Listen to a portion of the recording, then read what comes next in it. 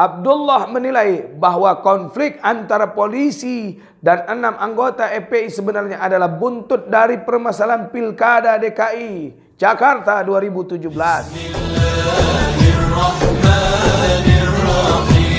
Bismillahirrahmanirrahim. Assalamualaikum warahmatullahi wabarakatuh.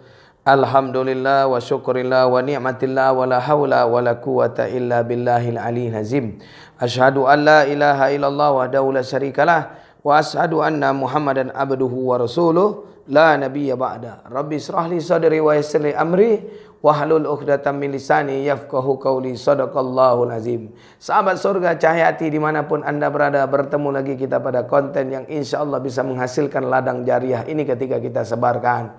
Bertemu lagi kita pada konten Cahaya Hati News. Katakan kebenaran, katakan fakta, katakan apapun itu walaupun kita terintimidasi. Sesuai dengan kalam Rasul, kul al-haqqu law kana murra. Katakanlah kebenaran walaupun pahit. Katakan kebenaran walaupun kau terintimidasi. Katakan kebenaran walaupun kau dibenci. Katakan kebenaran walaupun kau berada di balik jeruji besi. Subhanallah. Sahabatku yang dirahmati Allah Subhanahu wa taala, berita yang begitu dahsyat yang menggemparkan seluruh telinga umat yang beriman.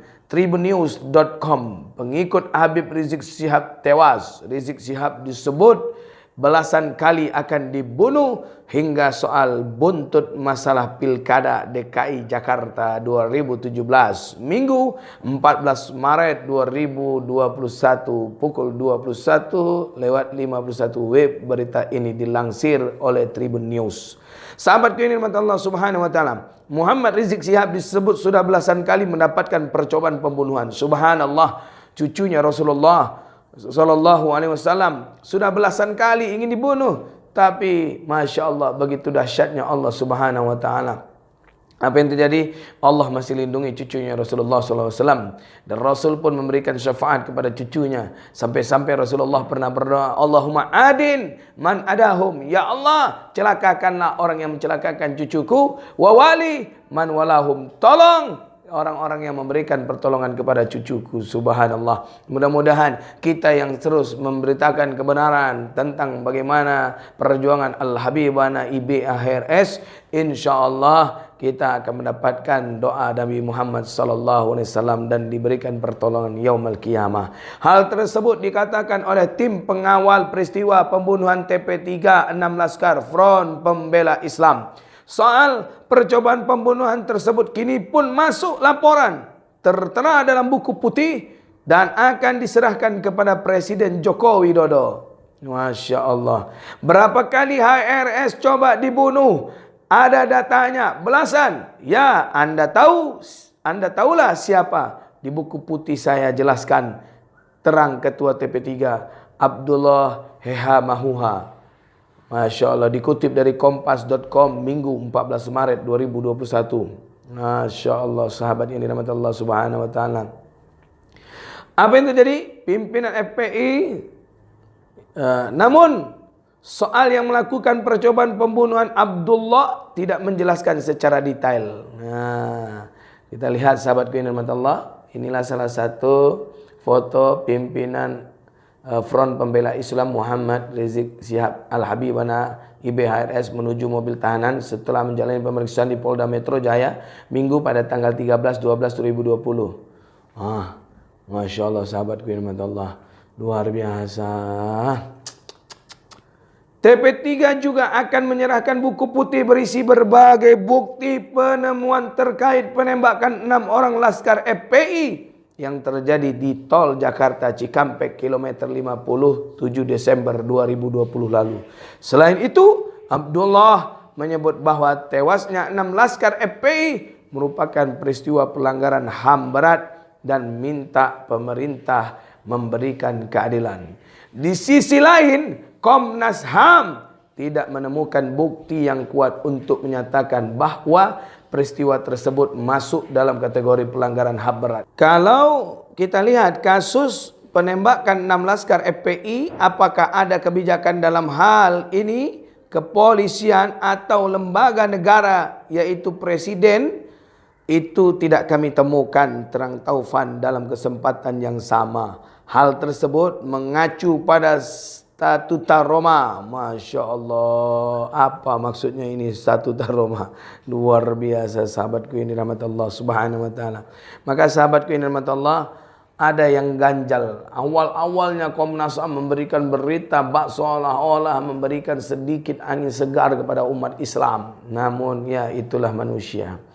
Suatu kasus dapat dikategorikan sebagai pelanggaran HAM berat ketika tindakan penyerangan dan pembunuhan itu merupakan hasil dari kebijakan atau lembaga negara. La ilaha illallah. Buntut Pilkada DKI Jakarta 2017, Abdullah menilai bahwa konflik antara polisi dan 6 anggota FPI sebenarnya adalah buntut dari permasalahan Pilkada DKI Jakarta 2017.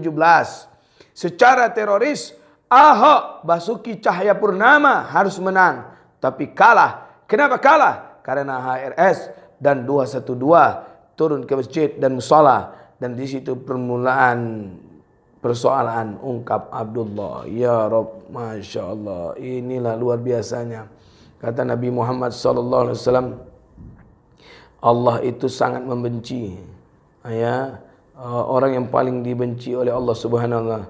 Ar-rijalu yahdibun Allah. Orang yang paling dibenci oleh Allah siapa? Al-laddu hisom, orang yang punya sifat dendam. Ketika diberikan dia nasihat, diberikan dia kebaik, dia tidak terima, timbul dendam. Subhanallah. Abdullah menambahkan, polisi seharusnya menggunakan seragam lengkap jika diperintahkan untuk membuntuti Rizik Syihab. Betul, harusnya dia pakai baju lengkap. Harusnya dia memperkenalkan diri, saya dari kepolisian, kami dalam rangka begini begitu segala macam. Kemudian apalagi, harusnya dia membawa surat perintah. Ini luar biasanya. Masya Allah, luar biasa sahabatku. Diberitakan tribunnews.com, sebelumnya 3 personel Polda Metro Jaya berstatus sebagai terlapor dan dugaan kasus pembunuhan di luar hukum alias unlawful killing Laskar Front Pembela Islam di Jalan Tol Jakarta Cikampek Karawang Jakarta Barat, Jawa Barat. Ketiganya pun kini telah dibebaskan tugas sementara tidak melaksanakan tugas ya, kata Kombes Ahmad di Mabes Polri Jakarta Selatan Kamis 4 Maret 2021. Siapa namanya? Apa jabatannya? Kenapa tidak diusut? Kenapa hanya dibebaskan tugas? Ada apa? Takut aktornya terungkap. Ahmad menjelaskan penetapan ketiga personel Polda Metro Jaya sebagai terlapor merupakan tindak lanjut dari rekomendasi Komnas HAM. Masya Allah, luar biasa sahabatku ini Allah. Sebaliknya, Propam Polri masih mendalami dugaan pelanggaran kode etik ketiga anggota tersebut hingga akhirnya status perkara menjadi penyidikan dugaan pembunuhan di luar hukum. Kuasa hukum FPI Aziz Anwar mengharapkan para pelaku mendapatkan sanksi yang setimpal usai menghilangkan nyawa orang. Aziz juga berharap Polri menyelidiki dugaan adanya kelalaian dari atasan para pelaku atas mengeksekusi ketiga laskar pengawal Rizik Syihab. Mesti ada aktor yang harus diusut juga oleh polisi. FPI juga mendoakan agar pelaku diberikan oleh Allah hidayah. Harapannya semoga Allah sadarkan para pelaku kezaliman, kata Aziz, dan mudah-mudahan dia berkata jujur. Kul al-haqqu law kana mura. Katakan kebenaran, siapa aktor yang memerintahkan engkau wahai para pembantai dan pembunuh? Sama surga. Kami laporkan dari Cahaya Hati News. Selanjutnya Anda yang memberikan penilaian. Terima kasih. Assalamualaikum warahmatullahi wabarakatuh. Alhamdulillah.